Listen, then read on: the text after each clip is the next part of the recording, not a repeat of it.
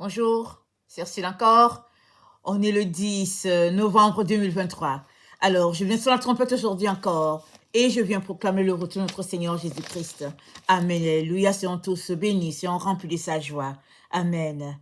Alors, temps de formation, temps de maturation. Amen. On est vraiment dans ce temps-là où on est en train d'apprendre des nouvelles choses. On a des nouvelles informations. Amen. Et on est en train de maturer pour ceux-là qui veulent, bien sûr. Alors, quand le bateau change de direction, on va avec le sens du bateau. Amen. Il y a quelques années, peut-être une dizaine d'années, le Seigneur m'avait donné un rêve. Et dans le rêve, on était dans un bateau. Mes enfants et moi, on était dedans. Il y avait aussi d'autres personnes dans le bateau. Et à un moment donné, le bateau a commencé à chavirer et on recevait de l'eau. C'était quelque chose. On était, vous savez, souvent dans le bateau, sur le bateau, quand la navigation elle est bien, on se retrouve sur le quai et on admire la tranquillité et de l'eau et le beau soleil, la belle vue. Alors, c'était comme ça qu'on était. On était on était en train d'observer la beauté du paysage alors que le bateau avançait tranquillement. À un moment donné, il a commencé à avoir des vagues, de grosses, grosses vagues. Et l'eau venait en plein visage et puis c'était quelque chose. Et dans le rêve, j'ai commencé à crier, j'ai dit, Seigneur Jésus, nous allons périr et tout. Et puis c'était quelque chose. Et le Seigneur m'a dit, vous n'allez pas périr. Il m'a dit, il dit, c'est toujours le même bateau. Il dit, c'est tout simplement que le vent a changé de direction. Il dit, le vent a changé de direction. Il dit, alignez-vous dans le sens du vent. Amen. Et ça, c'était dans un rêve. Alors, je sors du rêve et je ne comprenais pas grand-chose. Mais j'ai pensé à cette parole de Jésus-Christ quand il a dit, celui qui est conduit par l'Esprit, le vent le conduit dans le sens, c'est-à-dire il ne sait pas dans quel sens souffle le vent. Et je pense que ça c'est dans Jean 3, quand Nicodème est venu vers Jésus et que Nicodème a dit à Jésus, est-ce que la personne doit rentrer dans le ventre de sa mère et naître de nouveau? Et Jésus-Christ a dit, dans Jean 3, le verset 7, il a dit, ne t'étonne pas de ce que je t'ai dit, il faut que vous naissiez de nouveau. Le vent souffle où il veut, et tu en entends le bruit, mais tu ne sais d'où il vient, ni où il va. Il en est ici de tout homme qui est né de l'esprit. Alors, le vent représente ici l'esprit. L'esprit souffle dans un sens. Et quand l'esprit souffle dans un sens donné, tous ceux-là qui sont contraires à l'esprit, ils seront ballottés. Ils auront l'impression qu'ils vont couler. Sauf si le bateau se tourne et que le bateau se retrouve dans le sens du vent, alors la navigation sera encore tranquille. Et dans ce rêve, le Seigneur m'a dit, mais non, c'est toujours le même bateau. Il dit, je suis avec vous dans le bateau. Il dit, c'est tout simplement que le vent a changé de direction. Donc, il faudrait tourner le bateau, n'est-ce pas? Il faudrait guider. Je ne sais pas si on appelle ça le volant avec le bateau ou bien comment on appelle ça. Est-ce que, je ne sais pas comment on appelle les commandes du bateau. Mais il fallait tout simplement diriger les commandes du bateau de telle sorte que ce soit dans le sens du vent. Alors, on est dans cette situation-là encore aujourd'hui. Alors, surtout nous les protestants, n'est-ce pas? On a grandi chez les protestants. Et pour ceux qui n'ont pas grandi chez les protestants, qui ont quitté le catholicisme, qui sont venus chez les protestants, ils étaient contents d'avoir été délivrés, et des différentes formules ou bien prières. Moi, je ne connais pas beaucoup l'Église catholique, mais je sais quand même que quand j'ai entendu souvent les frères et les sœurs qui sortaient du catholicisme, ils avaient l'impression qu'ils avaient enfin été délivrés de la confession, ils avaient été délivrés des différentes prières, et ils se sentaient bien dans un milieu où ils ne faisaient rien. Excusez-moi, dans un milieu où ils ne faisaient rien, alors ils étaient contents. Mais il me semble que dans la vie, si tu avais l'habitude de faire une certaine tâche et que là, tu as été délivré la tâche, à moins qu'on te remplace ça par une, si tu as été délivré d'une tâche que tu faisais et que là, on te remplace par rien, tu devrais te poser des questions. Alors, il y a beaucoup qui ont quitté le catholicisme en disant enfin délivré. Mais ils venaient de tomber dans le camp du laxisme et puis de la vie à ne rien faire. La vie, on lève les bras, on dit Jésus nous a sauvés et on mène la vie qu'on entend, qu'on veut. Si bien que là où on est dans les temps dans lesquels nous sommes, le Seigneur est en train de diriger le bateau et il nous conduit à un temps de formation, de maturation, de restructuration à notre niveau, n'est-ce pas? En tout cas pour ceux qui m'écoutent souvent. Alors, qui aurait pensé qu'à cette heure-ci, nous tournerons, ça y est, le bateau serait dans le sens d'aller apprendre plein de choses sur la mère d'origine. Qui? Personne. Moi en premier, personne. Mais, béni soit le Seigneur de ce qu'il est en train de nous instruire et il nous conduit. Et comme l'apôtre Jacques a dit, dans Jacques 1, Jacques a dit, attendez, je trouve mon passage, au verset 22, il a dit, mettez en pratique la parole et ne vous bornez pas à l'écouter, en vous trompant vous-même par de faux raisonnements. Car si quelqu'un écoute la parole et ne la met pas en pratique, il est semblable à un homme qui regarde dans un miroir son visage naturel et qui, après s'être regardé, s'en va et oublie aussitôt quel il était.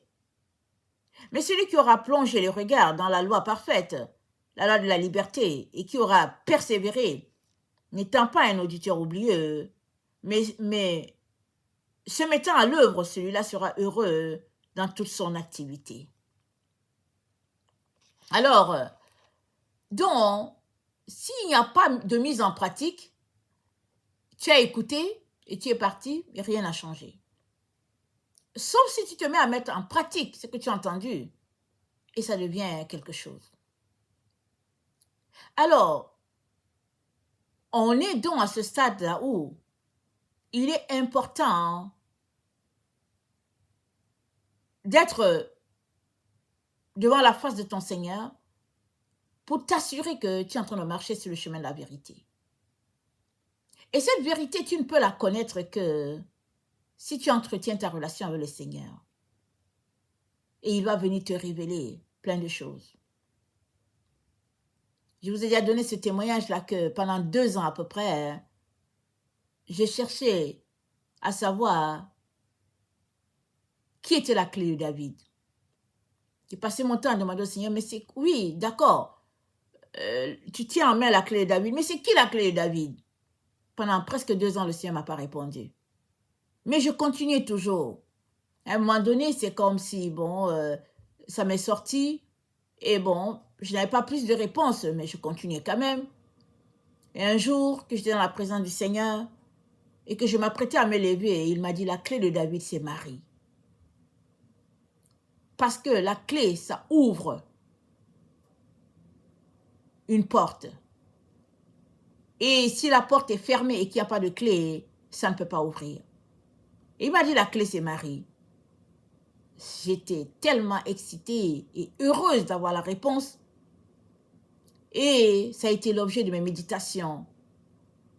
Parce que Marie, c'est elle qui a régi le cœur de Dieu.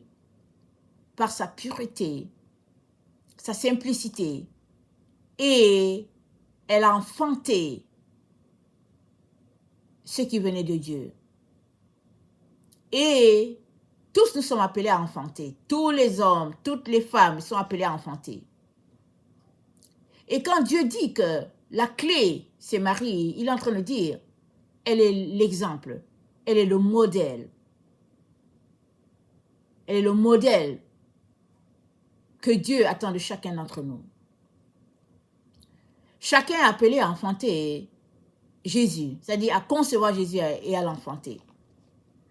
Alors Marie a conçu le Fils spirituellement d'abord et après, physiquement, elle l'a enfanté.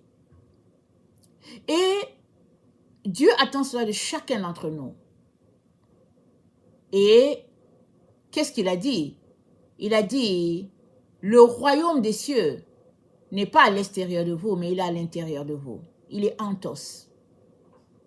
Ça veut dire que la transformation de chaque être humain se passe de l'intérieur vers l'extérieur. Ça veut dire que à tous les jours, tu dois bâtir ta relation avec Dieu de manière à fortifier ton être intérieur et ainsi tu vas grandir. Il a dit, avant que l'ennemi prenne possession d'un être humain, il entre d'abord dans la maison et il lie l'homme fort. Alors, si ton homme fort est fort, l'ennemi ne peut pas te lier jusqu'à s'installer. Ton homme fort est fort. C'est-à-dire ton âme a été fortifiée, a été édifiée dans le Seigneur. L'ennemi ne peut pas entrer pour s'installer. Mais si ton âme est affaiblie par les séductions de ce monde, l'ennemi va entrer, il va s'installer. Et le temps que tu te rends compte, tu seras en train de poser des gestes selon le monde.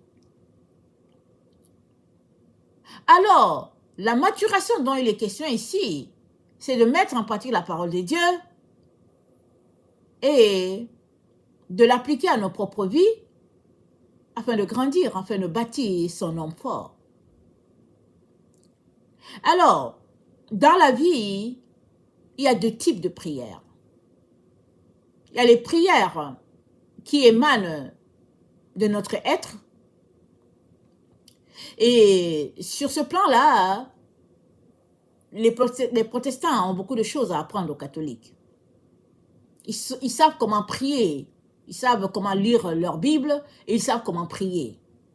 Élever la voix venant de leur être et puis exprimer ce qui vient d'eux. Dieu aime ça. Il aime ça. Mais il y a aussi les prières qui sont les prières apprises. Et ça, quand on a fait son catéchisme, on connaît la base, mais on a besoin de grandir là-dedans. Et ça, ceux qui ont côtoyé l'Église catholique, ils en connaissent beaucoup. Ils connaissent beaucoup là-dedans.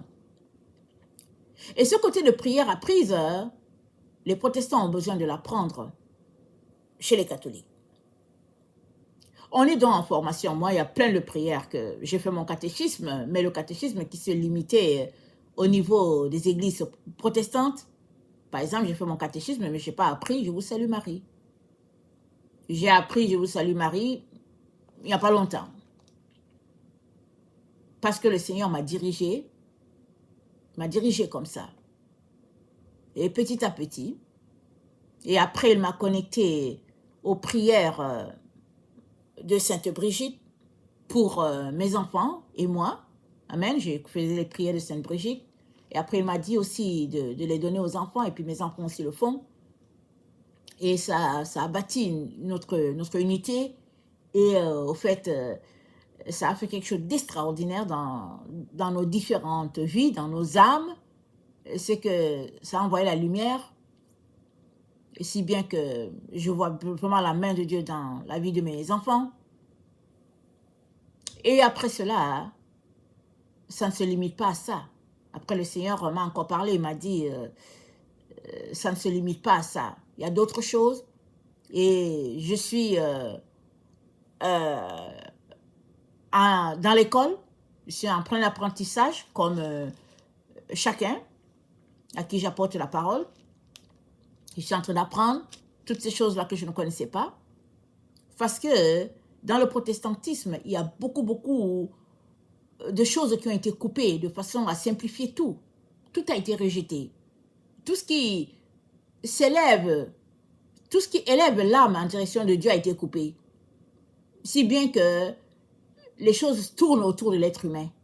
Et ça, c'est l'esprit de l'Antichrist, n'est-ce pas? Ça, c'est l'esprit de l'Antichrist. Parce que toute adoration, c'est en direction de Dieu. Ce n'est pas en direction de l'être humain. Et dans le protestantisme, les prières sont en direction de la personne. Et on a besoin de sortir de là pour élever nos prières en direction de Dieu. Et il y a ces prières-là qui sont déjà là, qui ont déjà été mises sur pied. Et très très souvent, ce n'est pas par les catholiques que ça a été mis sur pied, ça a été mis sur pied depuis les temps des anciens apôtres et tout. Mais comme l'eau a été rejetée avec l'enfant, alors plusieurs qui sont sortis de l'église catholique ont tout rejeté, tout balancé, comme si tout était mauvais. Mais si tu sors du catholicisme, ou bien si tu as eu connaissance, ou bien tu as grandi dans ce milieu, il est très important que tu retournes à Dieu et que tu ailles lui parler. Et il va beaucoup te parler. Parce que tu ne peux pas rejeter les prières apprises, ça fait partie. C'est-à-dire, en tant qu'enfant de Dieu, il y a deux types de prières que tu dois faire. Des prières qui sont déjà là. Dieu merci, elles ont été inspirées par le Saint-Esprit. C'est exactement comme les psaumes. C'est exactement comme les proverbes. Les psaumes, ça vient directement de David, la plupart. Il y a aussi le groupe Asaph et puis il y a peut-être d'autres personnes aussi un peu. Mais la plupart des psaumes viennent de David et les proverbes viennent de Salomon, dont vous voyez le père et le fils. Mais ça vient d'où? Ça vient de leur profondeur, de leur relation avec Dieu. Et c'est des prières inspirées par le Saint-Esprit. C'était des chansons, c'était chanté. Et c'était l'adoration en direction de Dieu. Et aujourd'hui, on prie les psaumes, on prie les proverbes, mais c'est venu du Père et du Fils, comme d'autres, comme les odes de Salomon. Il y a les odes de Salomon qu'on n'a pas dans nos Bibles, mais les odes de Salomon ont été aussi, ont émané des profondeurs du roi Salomon. Et aujourd'hui, on les prie. C'est pareil, par les prières qui viennent du milieu des catholiques, parce que l'église protestante émane de là, la branche, elle émane de là par une sorte de rébellion et tout. Donc, on est dans un temps de formation, un temps d'apprentissage, un temps de maturation. Donc, il y a des choses que je vais vous apporter, il y a des choses que je ne vais pas forcément apporter, mais que vous avez besoin d'aller chercher vous-même. Et ça, c'est quand on arrive à la conviction qu'on est sur le mauvais chemin. Et surtout si on accepte le constat du Père, son appel à la repentance, si on l'accepte, on devrait se mettre à se former. On devrait se mettre à retourner à ce qu'on a laissé. Et souvent, ça prend beaucoup d'humilité. Pour ceux qui ont un problème d'orgueil, ça prend beaucoup d'humilité. Mais si tu ne veux pas apprendre, c'est dommage, parce que on ne peut pas apprendre pour toi. En tant que parent, on sait souvent ce que c'est. Quand l'enfant ne veut pas étudier, tout ce qu'on peut faire, c'est l'encourager, c'est prier. Et très souvent, s'il insiste qu'il ne veut pas étudier, souvent les notes vont lui montrer qu'il faut qu'il s'y mette. Quand il va se rendre compte que la moyenne de la classe, c'est 80 et puis que lui, il a eu 60, il va comprendre que, tiens, ça veut dire que je ne fais pas d'effort. Et s'il ne se met pas, il va échouer son cours. Et très souvent, l'orgueil s'y met et puis il finit par se mettre, qu'il veuille ou pas, excusez-moi. Alors, ce qui se passe, c'est pareil avec le Seigneur. Il y en a qui sont sortis du milieu catholique parce qu'ils disaient enfin délivrés, mais au fait, ils sont tombés tout simplement dans un piège. Il y a d'autres qui ne connaissent pas le milieu catholique et puis on leur a dit, en tout cas, ce que les protestants disent du catholicisme, c'est beaucoup de choses négatives. Mais malheureusement, ce n'est que des slogans pour repeindre en noir la gloire de Dieu. Parce que le culte tel que c'est fait chez les catholiques et puis chez les orthodoxes, ça ne vient pas d'un être humain. Ce type de culte-là, ça vient directement de Dieu lui-même, parce qu'il l'a montré à Moïse, Moïse l'a appris, et ce qui fait que c'est passé de Moïse à Aaron, de Aaron aux Lévites, et puis etc., etc. Même si, dans certains diocèses, le culte a été pollué par toutes sortes de personnes qui commettent des choses que Dieu n'aime pas, ça arrive, ce n'est pas tous les diocèses qui sont en rébellion. Alors, dans certains, il y a tout simplement que le culte est là, mais l'Esprit de Dieu n'est plus là. Et ça, on ne peut rien. Mais le type de culte, tel que c'est fait, chez les orthodoxes, chez les catholiques, ça vient directement du trône de Dieu. Tu ne peux donc pas tourner cela, rejeter cela du revers de la main et puis mépriser ce qui est sacré. Tu ne peux pas. Et tu es appelé à retourner à cet endroit où tu es sorti ou bien où tes grands-parents sont sortis. Parce que la crainte de Dieu, c'est la révérence à Dieu. Quand on est un être humain, qu'on ne révère pas Dieu, qu'on n'est pas capable de s'humilier, de se courber devant Dieu, il y a un sérieux problème. Au ciel, c'est rare de trouver les gens debout. Au ciel, devant le trône de Dieu, tout le monde est prostré. Alléluia. Tout le monde est courbé devant le trône de Dieu. En admiration, devant sa sainteté, devant sa pureté, devant sa grandeur, devant sa lumière. Les gens sont prostrés devant le trône divin. Il n'y a que sur la terre où les gens ne veulent pas se courber. Et même dans certains endroits, quand tu te mets à genoux dans le culte, on vient te dire, lève-toi. Parce qu'ils se disent qu'ils sont libérés.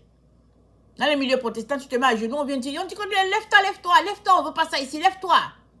Pourquoi? Parce qu'ils ont épousé la rébellion.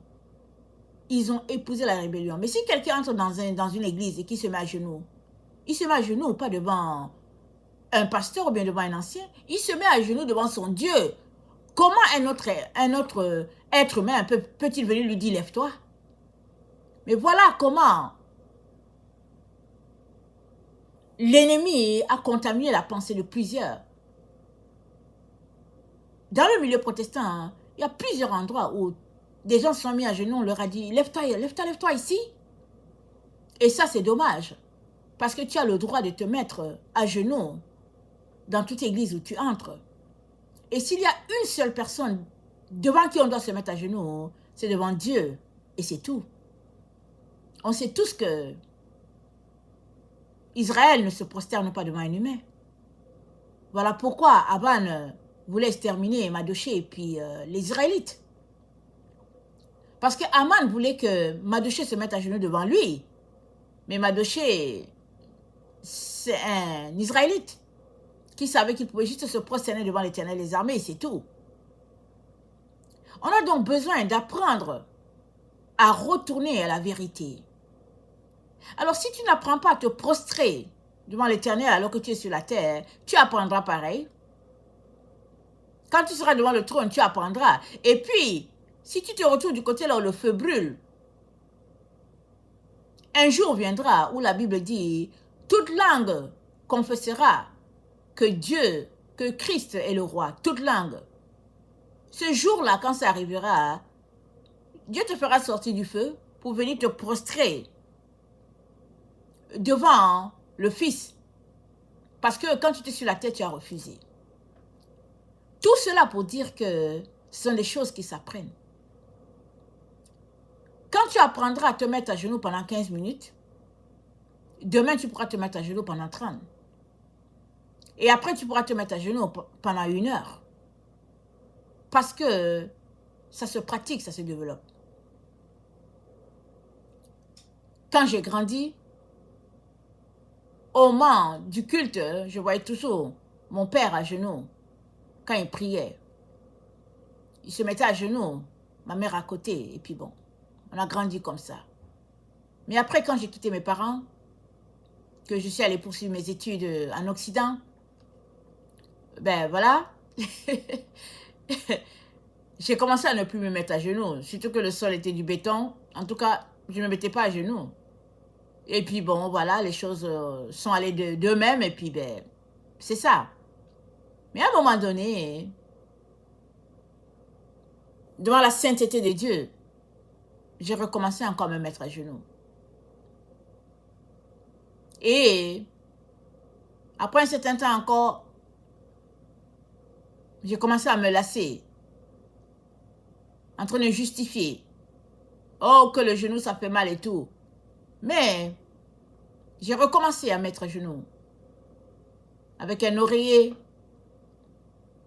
parce que Dieu est le seul digne que tu te mettes à genoux devant lui. Ce sont des choses qu'on est appelé à apprendre.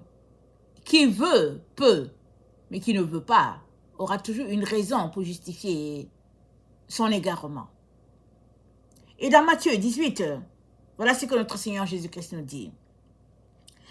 En ce moment, les disciples s'approchèrent de Jésus et dirent, « Qui donc est le plus grand dans le royaume des cieux ?» Jésus ayant appelé un petit enfant, le plaça au milieu d'eux et dit, « Je vous le dis en vérité, si vous ne vous convertissez et si vous ne devenez comme les petits enfants, vous n'entrerez pas dans le royaume des cieux. C'est pourquoi quiconque se rendra humble comme un de ces petits enfants sera plus grand dans le royaume des cieux. Et quiconque reçoit en mon nom un petit enfant comme celui-ci me reçoit moi-même. » Vous savez, dans certaines cultures, les enfants sont très méprisés. Très, très méprisés. Si vous voyez souvent comment certaines personnes parlent aux enfants, vous n'en reviendrez pas. Et qui méprise un enfant élève une personne qui demain va mépriser ses enfants. Et voilà comment le monde a été contaminé. Mais en tant que parent, on a besoin d'être l'exemple pour nos enfants. Et tu ne peux être un exemple pour tes enfants que si toi-même, tu apprends à t'humilier devant Dieu et que tu apprends à lui laisser toute la place. Alors Jésus-Christ a appelé un petit enfant pour présenter aux apôtres que l'enfant c'est le plus grand. Et dans ce type de culture-là, la culture israélite, comme certaines cultures d'origine, l'enfant n'avait pas tellement de place dans la société. Et Jésus-Christ leur montre par un exemple concret en disant « Vous devez être comme l'enfant ». Pourquoi? Parce qu'un enfant, en tout cas ceux de cette génération-là, ils étaient éduqués pour obéir. Ceux d'aujourd'hui, quand tu donnes une phrase, ils en donnent 10.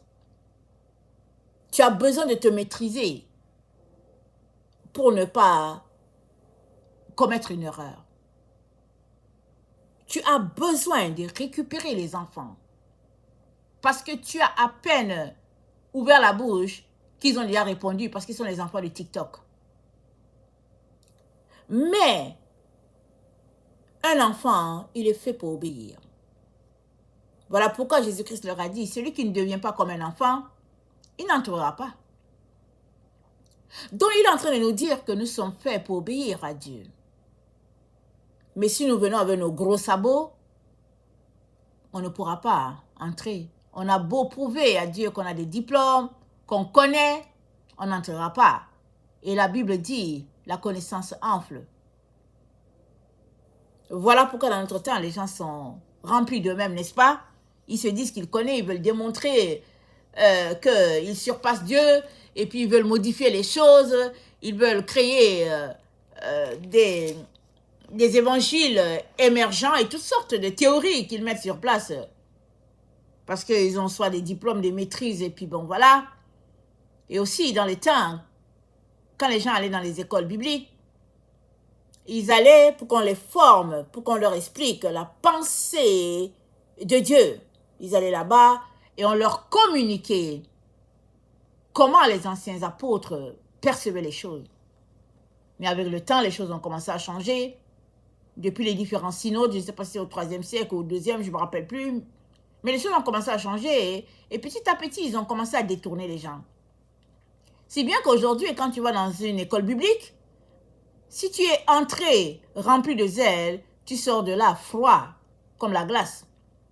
Si tu es entré désirant conquérir le monde, tu sors de là pire qu'un païen. Et avec un gros cœur. C'est parce que tu étais entré là-bas avec un tout petit cœur, humble. Tu sors avec un gros cœur. Parce qu'on te dit que tu as maintenant tout ce qu'il faut pour conquérir le monde. Il y en a qui sont entrés dans les écoles bibliques et puis on leur a dit, le monde vous appartient, allez conquérir le monde. Mais ils vont conquérir le monde comment? Parce qu'on leur a fait sortir tout ce qui est de Dieu. Et on a mis l'homme dans leur tête. Ils sont entrés avec des petites têtes, ils sont sortis là avec les grosses têtes, plus grosses que le monde. Si bien qu'ils n'arrivent pas à faire quoi que ce soit.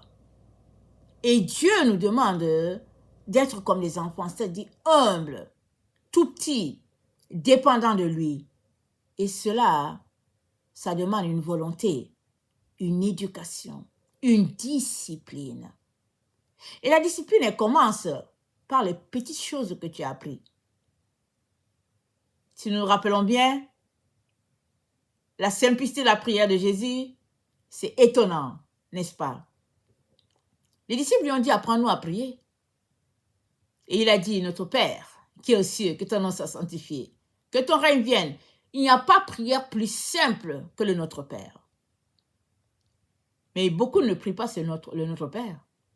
Plusieurs enfants ne prient pas le Notre Père. Mais le Notre Père, c'est la prière la plus simple que tu peux apprendre à ton enfant d'1 an.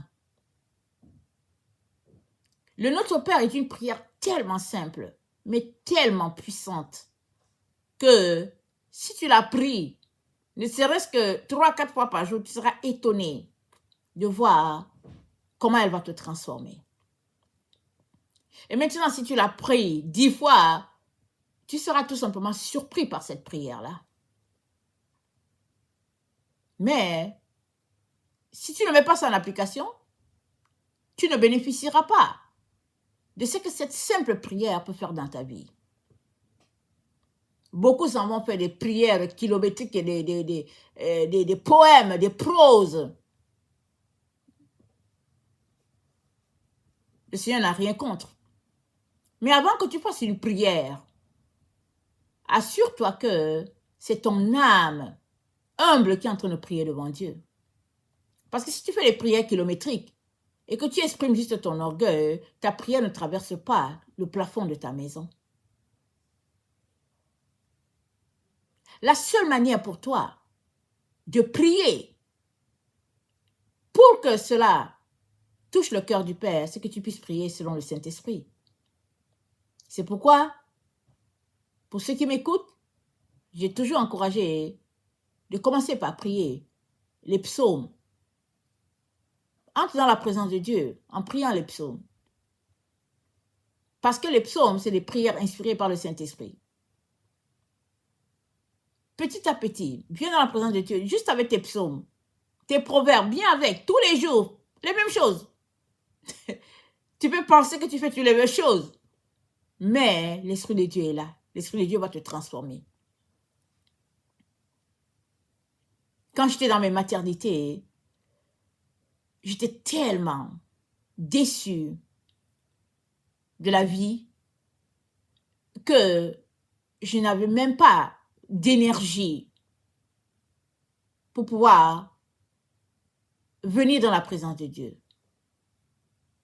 J'en revenais pas que ma vie, c'était ça. Mais un jour, le Seigneur m'a fait une grâce. Il m'a dit, Ursule, si tu ne te réveilles pas, tu es à la veille de sombrer définitivement. J'étais très, très choquée qu'il me donne cette prière, cette parole, parce que je m'attendais à ce qu'il me dise, ah, mais tu sais, ma fille, c'est vrai que tu souffres. Oui, c'est vrai que... Oh non, non, non, c'est pas comme ça que le Seigneur avait entretenu sa relation avec moi. Il m'a parlé avec dureté. Il m'a dit, si tu ne te réveilles pas, tu es à la veille de sombrer définitivement. Parce qu'avant, j'avais une relation bien organisée avec lui. Mais j'étais arrivée à un stade de ma vie où j'étais vraiment dans une vallée assez profonde. Et la parole qui m'a sorti de ma vallée, c'est cette parole de Jésus-Christ. Ursule, si tu ne te réveilles pas, tu es à la veille de sombrer définitivement. Alors, qu'est-ce que je faisais? Tous les jours, Je n'étais pas capable de prier, j'avais trop dans le cœur. Mon cœur était gros, c'était rempli de beaucoup, beaucoup, beaucoup d'amertume. Alors, je priais mes psaumes, je priais mes proverbes. C'est tout ce que j'étais capable de lire. Au début, j'ai commencé, je lisais juste avec les yeux. Tellement, c'était profond. Et quand je lisais les psaumes avec les yeux, c'était des seaux de larmes qui coulaient. Ça coulait et ça coulait et ça coulait.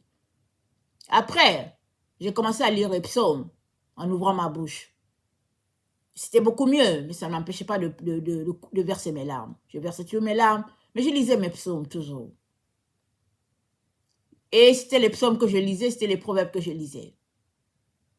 Tous les jours. Je ne sais pas pendant combien de mois et d'années j'ai fait cela.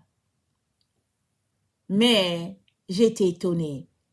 Parce que, alors qu'un jour j'étais là encore en train de prier mes psaumes et puis mes proverbes, dans mes pleurs, j'ai été visitée par Marie et puis Jésus.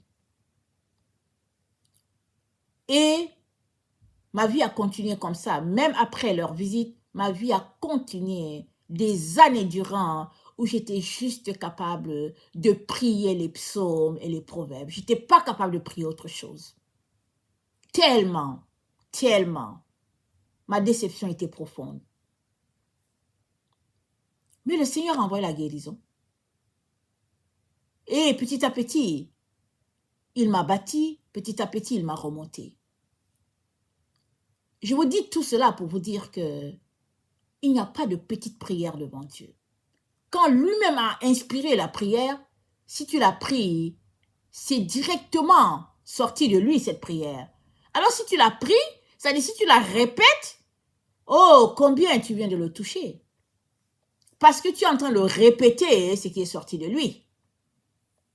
Voilà pourquoi je dis toujours aux gens, vous prenez le risque de parler contre la perle de Dieu, la Vierge Marie. La prière que l'ange Gabriel a envoyée est sortie directement du trône de Dieu.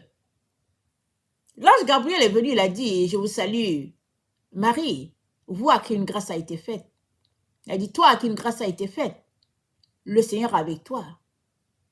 Tu es bénie entre toutes les femmes et le fruit de ton sein est béni. Tu as trouvé grâce devant Dieu, a-t-il dit. Cette prière, c'est sorti d'où? C'est sorti de la bouche de Dieu. Mais si tu pries cette prière, mais comment est-ce que Dieu va-t-il te maudire? C'est pas possible. Tu pries ce qui est sorti de sa bouche, mais il va te bénir. Tu le pries 10 fois par jour, mais 10 fois tu seras béni.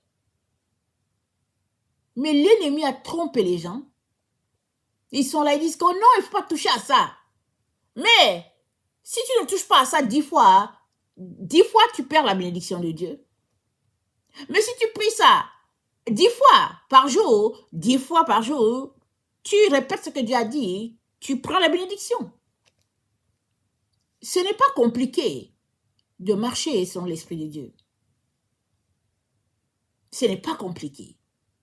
Il suffit de le vouloir. Il suffit d'ouvrir son intelligence à la voix de Dieu et la lumière de Dieu va venir. Mais plusieurs ont été éloignés de Dieu par leur orgueil. Ils ont été trompés et leur orgueil les a gardés loin de la clôture, de l'enclos, de l'enceinte du Père. Mais la manière la plus simple pour toi de mettre en pratique la parole de Dieu, mais c'est de répéter ce que Dieu a dit.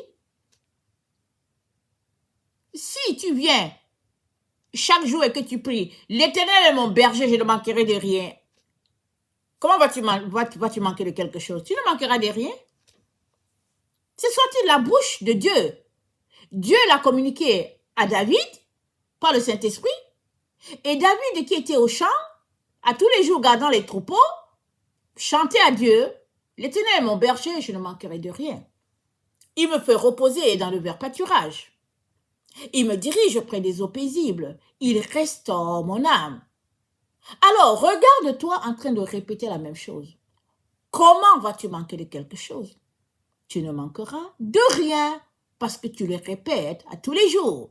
Et c'est ça, mettre en pratique la parole de Dieu.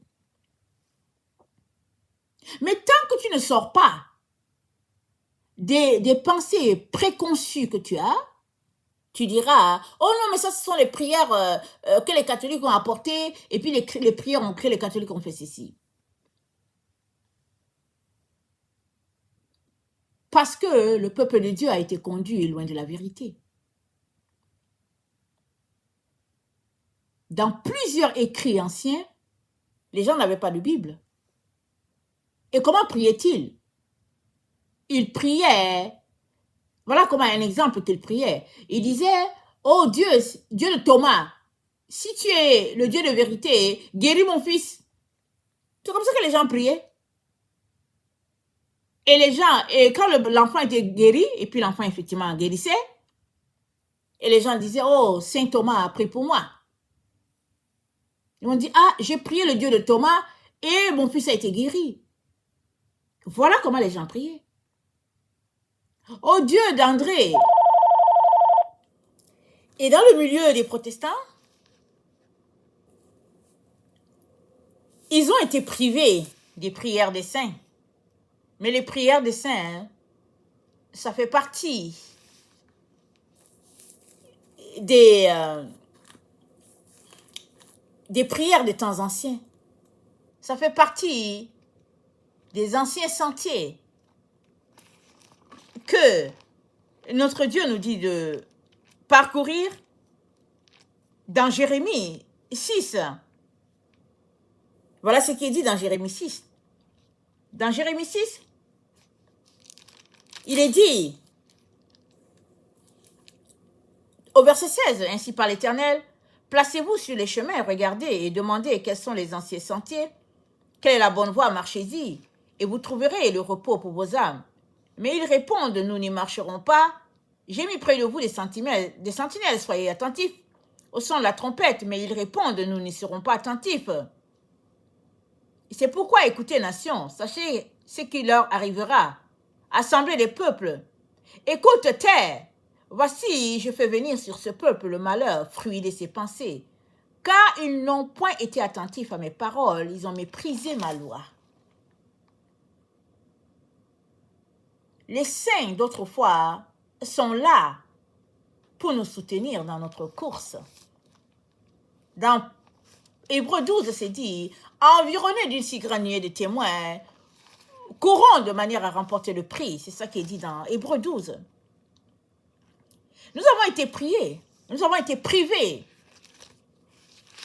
de la prière des saints. Si bien que quand l'ennemi veut enfoncer nos frères qui sont dans le protestantisme, les protestants disent, oh, au fait, eux, ils prient les saints. Nous, on ne prie pas les saints, eux, ils prient les saints. Mais, au fait, c'est vieux. C'est vieux comme vérité. Où est le problème? Si quelque chose vient directement du trône de Dieu, c'est où le problème? Le problème se trouve à ton niveau d'avoir été conduit dans l'erreur. Bien sûr, il y a des saints qui ont été déclarés saints par les hommes et qui ne le sont pas. Et ça aussi, dans ta relation avec Dieu, Dieu te dira qui est saint et qui ne l'est pas.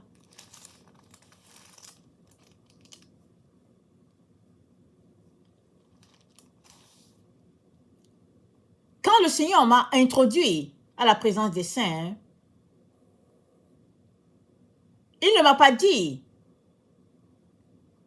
autre chose que de me faire vivre les saints qui étaient là.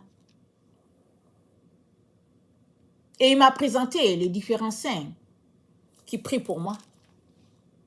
Évidemment, quand il ouvre mes yeux, que je les ai vus, je sais exactement qui est-elle, et puis qui est-elle et qui est-elle. Et c'est comme ça qu'il m'a donné d'aller m'approprier de tout ce qui m'a été volé. Parce que l'ennemi vole ce que Dieu a mis là pour chacun d'entre nous.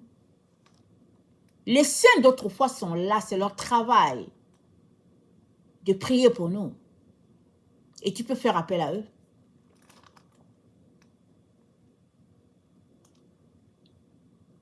Le saint de notre temps, le plus récent, qui a vécu dans notre temps, avec qui j'ai été en contact ou bien que j'ai vu, qui s'est introduit dans ma vie, c'est le Padre Pio. J'étais dans une situation de grand combat et je ne savais même pas où me tourner et j'étais dans une situation intense et puis j'ai prié et puis je l'ai vu avec son épée et j'ai compris que je ne peux pas me priver de l'intercession de ces saints-là.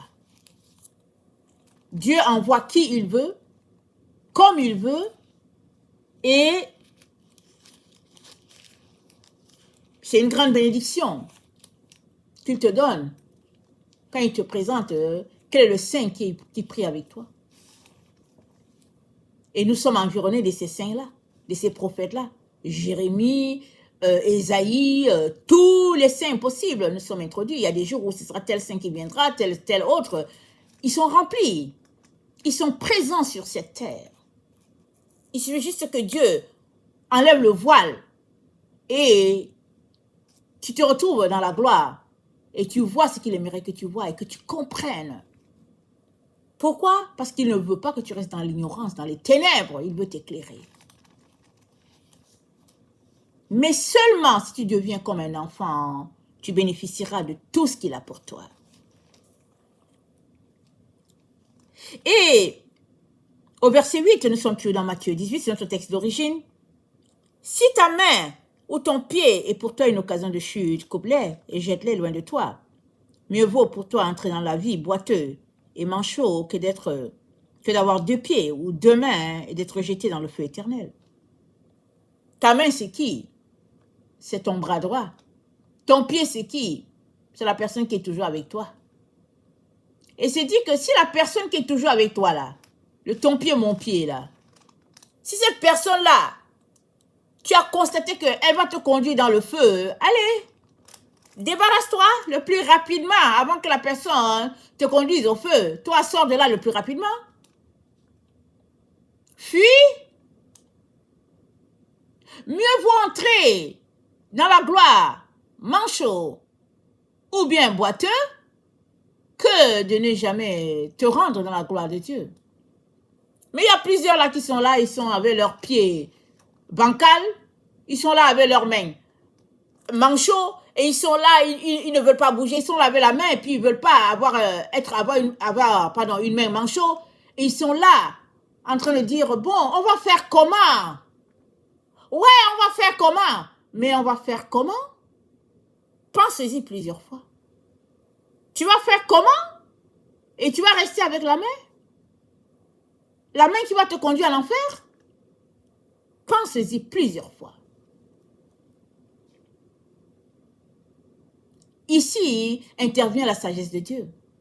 Et tu as besoin de te rendre à ce niveau-là où ton seul conseiller, ce soit Jésus-Christ. Et il t'a donné le Saint-Esprit.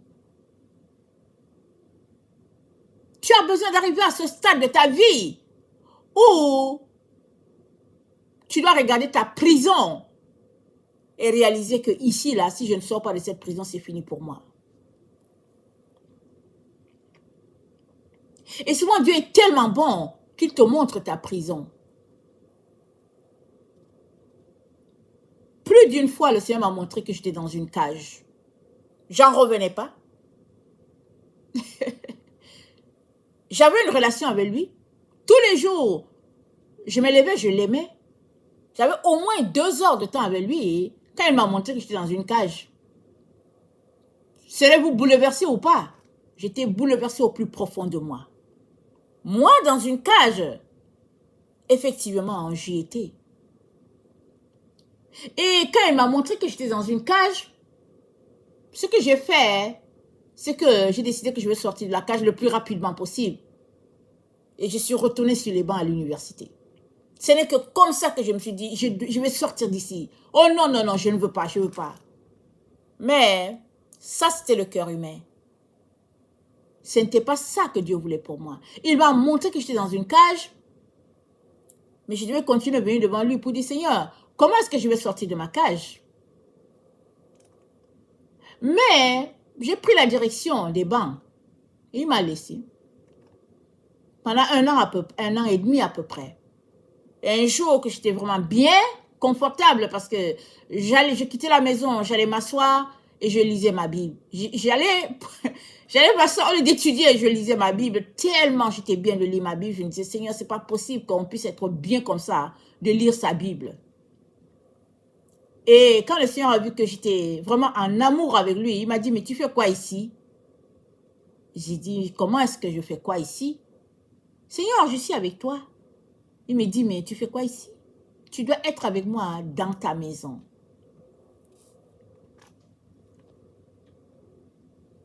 J'en revenais pas. Qu'il me dise que je devais être avec lui et puis dans ma maison. Parce que c'est lui qui m'a permis de retourner à l'université. J'étais mélangée, je ne comprenais rien. Mais vous savez, quand ton cœur est tellement pris dans une direction et que c'est la seule chose pour toi d'avoir la paix, Dieu va permettre que tu ailles dans cette direction-là. Il va permettre. Et quand ton cœur se sera calmé, il va venir pour te parler.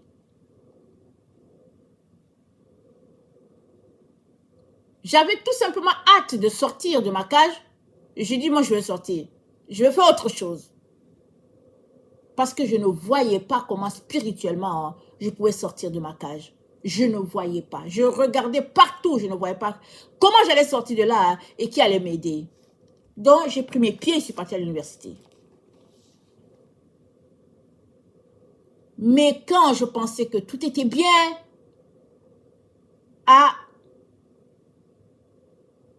les vagues étaient calmes, le Seigneur est venu me parler. Tu fais quoi ici? J'ai dû revenir encore à la maison. Augmenter mon temps avec le Seigneur avant que je puisse savoir comment il me ferait sortir de ma cage. Parce que Dieu a prévu une porte de sortie pour chacun de ses enfants dans la situation où il se trouve. Parce que c'est lui qui te met dans la situation. Et après, il sait comment il va te faire sortir de là. Parce que c'est le Seigneur qui m'a mis dans la situation où j'étais. Il m'a dirigé, il m'a conduit, il m'a dit, marche ici. Donc, je me suis mise à marcher. Je ne comprenais donc pas qu'après quelques années, il me montre que j'étais dans une cage. Je ne comprenais rien. Je me suis dit, oh non, non, non, je vais sortir de là tout de suite. J'avais l'impression d'avoir été abandonnée. Je me suis dit, mais non, mais qui m'a parlé? Mais effectivement, c'est le Seigneur qui m'avait parlé. Parce qu'il savait comment il allait venir me rencontrer à ce stade de ma vie. Il savait tout, il sait tout. Il suffit juste de le suivre. Il suffit juste de marcher à sa suite. Et il te fera sortir des différents pièges où tu te retrouves. Verset 9, Matthieu 18. Si ton œil est pour toi une occasion de chute, arrache-le. Jette-le loin de toi. Mieux vaut pour toi entrer dans la vie n'ayant qu'un œil que d'avoir deux yeux et d'être jeté dans le feu de la géhenne. Qui est à vue? Il y a plusieurs personnes qui sont les aveugles. C'est les autres qui les conduisent. Au pays des aveugles, dit un proverbe, les borgnes sont rois. Plusieurs personnes sur la terre sont borgnes. Parce que leur autre œil est chez quelqu'un d'autre. Mais Jésus-Christ t'a donné deux yeux. Alléluia, Dieu t'a donné deux yeux. Quand bien même tu serais un malvoyant, Dieu t'a donné deux yeux. Il est tes yeux. Alléluia. Il dit à l'église de Laodicée, si tu manques de collyre, viens chez moi, je t'en donnerai. Viens acheter chez moi du collyre. Et chez Dieu, le collyre est gratuit. Mon frère, ma soeur, va acheter le collier de ton Seigneur parce que tu verras clairement. Mais si tu refuses son collier et que tu préfères l'autre comme ton second œil, mais l'autre va te conduire en enfer. C'est mieux d'entrer dans la gloire, borgne, dit le Seigneur, que d'avoir tes deux yeux et d'aller en enfer. Souvent, on a tellement de la compassion pour l'autre qui est à côté, que l'autre, ça soit notre parent, notre époux, notre enfant, notre ami, peu importe le nom que tu vas mettre à côté. Souvent, on a tant d'amour pour l'autre qui est à côté qu'on oublie que celui pour qui on doit avoir de l'amour, c'est notre Dieu, notre Créateur. Quelle est la place que tu donnes à l'autre? Cette place, elle doit être minime par rapport à la place de Dieu dans ta vie. Et si l'autre prend trop de place, dit la parole qu'on est en train de lire, il dit, c'est mieux, arrache cet œil-là et jette-le loin de toi. Combien d'œils as-tu pour te conduire? Dieu t'a donné deux, et c'est lui qui est tes yeux. Mais si tu as mis un autre pour te conduire, alors organise-toi pour arracher l'autre œil. Mieux vaut entrer dans la présence de Dieu, borgne ou même aveugle, et être avec ton Dieu, que de dire que tu vois alors que tu es en direction de l'enfer. Dans Jean 9, Jésus-Christ, après avoir guéri l'aveugle, a dit, au verset 35, Jean 9, Jésus a appris que les pharisiens l'avaient chassé du temple, et Jésus-Christ lui a dit, crois-tu au Fils de Dieu? Il répondit, et qui est-il, Seigneur, afin que je croie en lui? Jésus-Christ lui dit, tu l'as vu, c'est celui qui te parle. Et il a dit, je crois, Seigneur. Il se prosterna devant lui. Puis Jésus dit, je suis venu dans le monde pour un jugement, pour que ceux qui ne voient point voient, et que ceux qui voient deviennent aveugles. Les pharisiens qui étaient là lui demandèrent, sommes-nous aveugles? Jésus répondit, si vous étiez aveugles, vous n'aurez pas de péché. Mais maintenant vous dites que nous voyons, c'est pourquoi votre péché demeure. C'est mieux d'entrer au ciel étant aveugle, parce que tu as appelé Jésus-Christ tes yeux, que de dire je vois, alors que dans le fond, tu es en route pour l'enfer. Donc, plusieurs, dans le temps dans lequel nous sommes, surtout ceux qui ont pris l'habitude de m'écouter, plusieurs sont dans la confusion, parce qu'ils ont grandi méprisant et insultant les catholiques. Mais la mère que Dieu nous a donnée, elle est vénérée par les catholiques. Elle a une place dans leur cœur. Si bien que ils ont gardé une partie de ce qui est la vérité. Mais elle n'est pas la mère des catholiques, elle est la mère pour toute la terre. Tu as besoin de bâtir ta relation avec elle. Tu as besoin des catholiques pour grandir dans ce côté-là, sur ce côté-là de ta vie. Eux aussi, ils ont besoin de toi. Pour grandir, ils ont besoin d'apprendre à lire leur Bible, d'apprendre à méditer sur la parole de Dieu, de la pratiquer. Ils ont besoin d'apprendre, de prier, des prières qui sortent de leur fond. Parce que ça, c'est une faiblesse qu'ils n'ont pas appris. Ils ont besoin d'apprendre cela. C'est dans leur relation avec le Seigneur. Mais si tu continues en train de dire que tu protestes et que tu te suffis toi-même, voilà, tu as un côté de ta vie qui est bancal. Parce que tu as besoin de développer ce côté-là qui manque à ta vie. Tu as besoin de te former de ce côté-là. Parce que les prières, l'adoration, la louange en direction de Marie, ça ne vient pas des catholiques. Ça a été mis en place depuis les temps anciens, depuis les temps des apôtres. Allez-y lire les écrits des anciens apôtres, vous serez étonnés. Étonnés de découvrir tout ce qui se passait dans les temps anciens. Ces trésors, ces prières dont nous avons été privés. Vous serez étonnés de réaliser que une bonne partie de la terre est dans le faux, dans la confusion totale à propos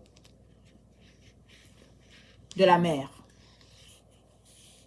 C'est d'elle qu'il est question. Quand Dieu a dit au serpent, hein, la postérité de la femme va t'écraser la tête. Mais il a dit aussi au serpent, j'ai mis l'inimitié entre la femme et toi. L'inimitié, c'est entre Marie et le serpent. Regardez sa vie. Elle a eu son enfant, elle n'a jamais rien négocié avec l'ennemi. Elle a eu son enfant dans sa pureté. Elle a eu un seul enfant, elle est restée avec son enfant. Elle est toujours pure devant le Seigneur, chaste. Même si les hommes ont dit qu'elle a 7 autres enfants et puis ils lui ont collé les enfants, mais ce sont les enfants de Joseph. C'est pas ça. Elle a un seul fils et c'est tout. Mais pour justifier leur perversion, ils ont dit qu'elle a eu d'autres enfants. Et quand la vérité sort, qu'on dit que Marie c'est l'Immaculée Conception, hein, les gens piquent leur crise. Pourquoi?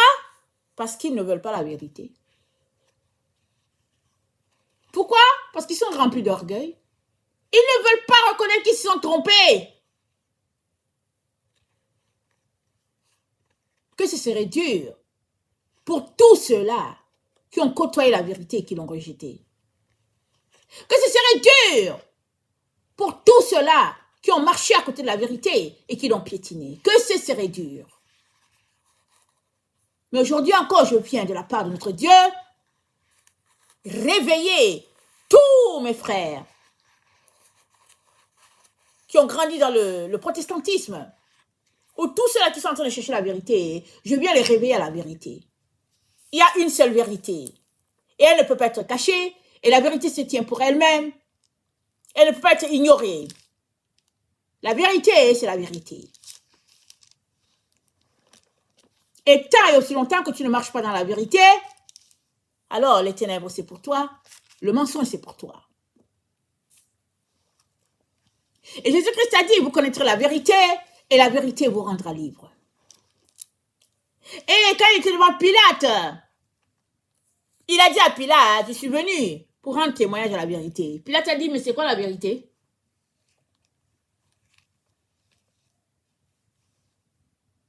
Pilate prit de panique, il allait laver ses mains. Il dit, envoyez-moi de l'eau, je vais laver les mains. Je n'ai rien à y voir. Mais il a quand même quelque chose à y voir. C'est pas parce qu'il a lavé ses mains qu'il est innocent. Il a lavé ses mains, ça ne change rien. Hein, que la vérité était là devant lui. Il devait décider. S'il se tiendrait pour la vérité, il dit, non, celui-là, il est juste, je ne le livre pas. Surtout que sa femme lui a dit, il ne faut pas qu'il y ait quelque chose entre toi et ce monsieur. Hein. Sa femme lui a dit. La conduite de l'hypocrisie lui a dit, hey, envoyez-moi, je vais laver les mains. Envoyez-moi le bassin d'eau, je vais laver les mains. Je suis innocent. C'est pas parce que tu dis que tu es innocent que tu l'es. Ça ne change rien. Une fois que la vérité est arrivée à tes oreilles, tu as la responsabilité de donner ton point de vue et puis de répondre, de t'associer à la vérité ou bien de renoncer, de refuser. Vas-tu continuer de refuser, de repousser la vérité? Mon frère, ma soeur, vas-tu continuer? Ou bien, vas-tu te tenir droit comme ton Seigneur s'est tenu pour toi? Et dire à Pilate, je suis venu pour rendre témoignage à la vérité. On est dans ce temps où chacun doit se prononcer sur la vérité. Et la vérité est là devant toi aujourd'hui. Tu ne peux pas ignorer Marie. Ce n'est pas possible.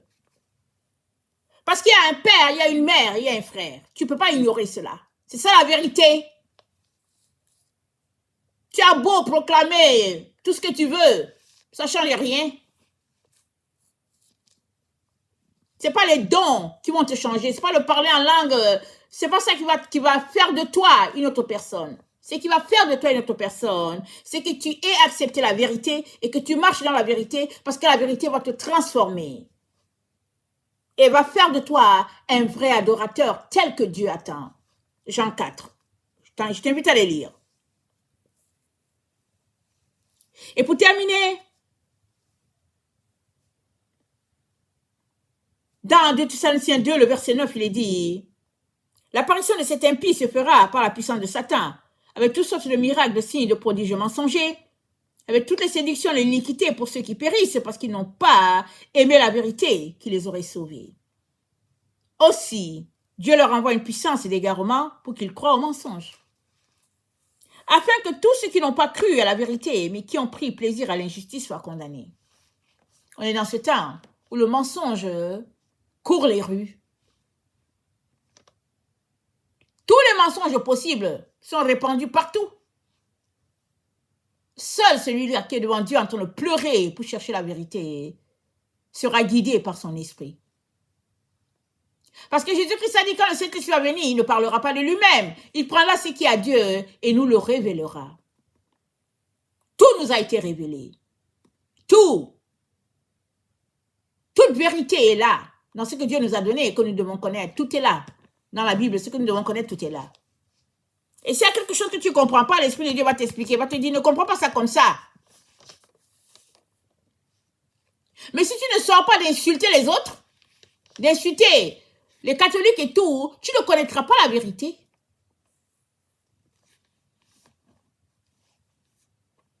Parce que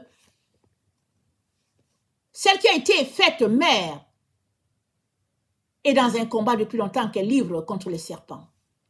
Et Dieu a déclaré qu'elle gagnera son combat. Et Dieu a déclaré que ses enfants seront victorieux du serpent. Soit tu es enfant de la femme, soit tu es enfant du serpent.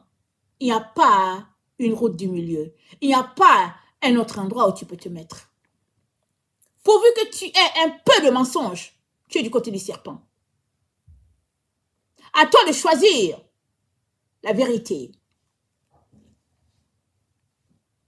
Et de la pratiquer. Nous sommes à l'heure de la formation, à l'heure de la maturation. Tout est en ligne. Toute vérité que tu veux, tout est là. Mais tant et aussi longtemps que tu refuses de mettre la parole en pratique, tu ne grandiras pas. Tu resteras au stade où tu es. Tant et aussi longtemps que ton enfant n'étudie pas, il n'avancera pas, il n'ira pas en classe supérieure, il ne réussira pas ses examens. Voilà où nous sommes, où l'humanité est. Et nous sommes à l'heure du jugement. À l'heure où le châtiment va s'abattre sur la terre. Seuls ceux-là qui auront accepté la vérité seront épargnés. Et ça aussi, ce n'est pas caché.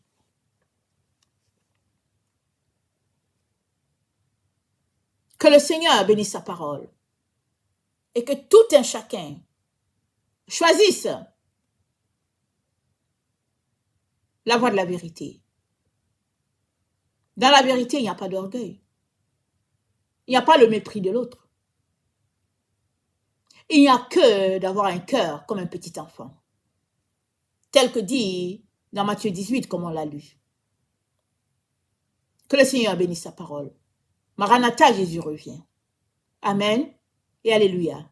Soyons tous bénis. Et puis bon sabbat. Amen. Un très bon sabbat.